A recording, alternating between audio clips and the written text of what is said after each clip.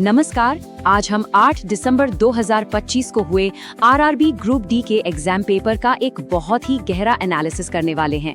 लेकिन देखिए, हम सिर्फ सवाल जवाब नहीं देखेंगे, हम इसके पीछे के पैटर्न को समझने की कोशिश करेंगे ताकि तैयारी को और भी स्मार्ट बनाया जा सके। तो ये लेटेस्ट पेपर आखिर हमें सिखाता क्या है? बात सिर्फ ये जानने की नहीं है कि क्या पढ़ना है, बल्कि ये है कि अपनी तैयारी में वो धार कैसे लानी है जो एग्जाम में काम आए। चलिए इसी को डिकोड करते हैं। ठीक है, तो सबसे पहले बात करते हैं उस सेक्शन की जो पेपर में बहुत ज्यादा छाया रहा, यानी कि स्पोर्ट्स और अवार्ड्स। ऐसा लगा कि हाल की सभी बड़ी खेल की घटनाओं पर मजबूत फोकस था। पहला ही उदाहरण देखिए, आईपीएल 2025 का। अब सवाल सिर्फ ये नहीं था कि जीता कौन, जाहिर है आरसीबी, जो अपने आप में एक बड़ी खबर थी। सवाल में ये भी था कि ये उनकी पहली जीत थी, और वो भी रजत पाटीदार की कप्तानी में। बस यही वो एक्स्ट्रा डिटेल है जो बहुत मैटर करती है।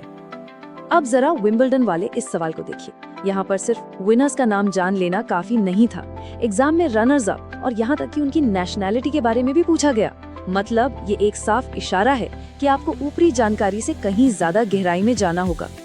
और हाँ, ये पैटर्न सिर्फ 1-2 सवालों तक ही नहीं था।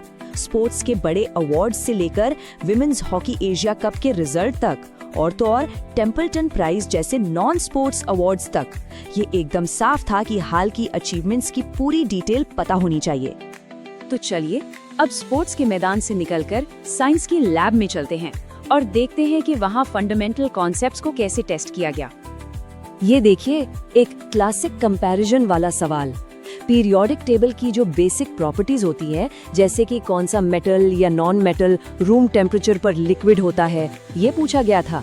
ये एक सीधा साधा फैक्ट है, लेकिन ऐसा फैक्ट है जिसे लोग अक्सर नजरअंदाज कर देते हैं।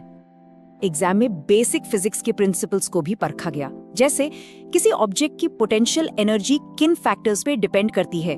सवाल सीधा फॉर्मूला और उसके वेरिएबल्स यानी कि मास और हाइट से जुड़ा हुआ था। और ये एक बहुत ही अच्छा उदाहरण है एप्लीकेशन बेस्ड सवाल का। यहाँ सिर्फ फॉर्मूला याद रखना काफी नहीं था, उसे स्टेप बाय स्टेप अप्लाई करना भी आना चाहिए। सबसे पहला स्टेप देखा, किलोमीटर प्रति घंटे को मीटर प्रति सेकंड में बदलना। ये एक ऐसी आम जगह है जहाँ कई लोग चूक जाते हैं। साइंस सेक्शन ने वाकई एक बड़ी रेंज को कवर किया, मतलब सेल स्ट्रक्चर से लेकर कुछ खास केमिकल रिएक्शंस के तयशुदा नतीजों तक।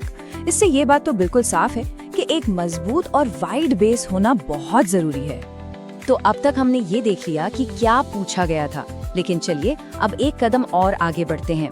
आइए ये समझने की कोशिश करते हैं कि सवाल कैसे पूछे गए थे, ताकि हम एग्जामिनर के माइंडसेट को पकड़ सकें। यहाँ एक बहुत ही जरूरी सुराग मिलता है। ऐसा लगता है कि जो एग्जाम सेट करने वाली बॉडी है TCS, उसका एक खास पैटर्न है। वो सिर्फ किसी घटना के बारे में नहीं पूछते, बल्कि उसके टाइमिंग पर यानी कि तारीखों पर बहुत जोर देते हैं। इसका सबसे अच्छा उदाहरण है प्रभा पोर्टल का सवाल। सवाल ये नहीं था कि ये पोर्टल क्या काम करता है, बल्कि ये था कि इसे लॉन्च किस महीने में किया गया था। ये सुनने में एक छोटी सी डिटेल लग सकती है, लेकिन तैयारी के लिए ये एक बहुत बड़ा इशारा है। तो बॉटम लाइन ये है कि एग्जामिनर सिर्फ ऊपरी तौर पर जानकारी नहीं चाहता, वो गहरी और बहुत डिटेल जानकारी की तलाश में है। बात सिर्फ साल की नहीं, महीने और तारीखों की है। तो इस पूरे एनालिसिस का मतलब क्या निकलता है? इन सारी बातों को अपनी तैयारी की स्ट्रैटेजी में कैसे इस्तेमाल किया जा सकता है? चलिए अब कुछ ठोस रणनीतियों पर नजर डालते हैं। इस पूरे विश्लेषण को अगर निचोड़ें तो असरदार तैयारी के लिए 3 मुख्य रणनीतिक बातें सामने आती हैं। तो ये हैं वो 3 सबसे जरूरी रणनीतियां। पहली, करंट अफेयर्स को पूरी डिटेल में पढ़ना है। दूसरी, साइंस के फंडामेंटल्स को सिर्फ रटना नहीं, उन्हें अप्लाई करना सीखना है। और तीसरी, हमेशा उन छोटी छोटी डिटेल्स पर ध्यान देना है जो शायद एग्जामिनर पूछ सकता है। तो अब जब आप अपनी स्टडी प्लान पर वापस जाएं, तो एक बार खुद से जरूर पूछें, आज की इस बातचीत में से ऐसी कौन सी एक बात है जो मेरी तैयारी करने के तरीके को सबसे ज्यादा बदलने वाली है। उस एक बदलाव के बारे में सोचें जो शायद सबसे बड़ा फर्क ला सकता है।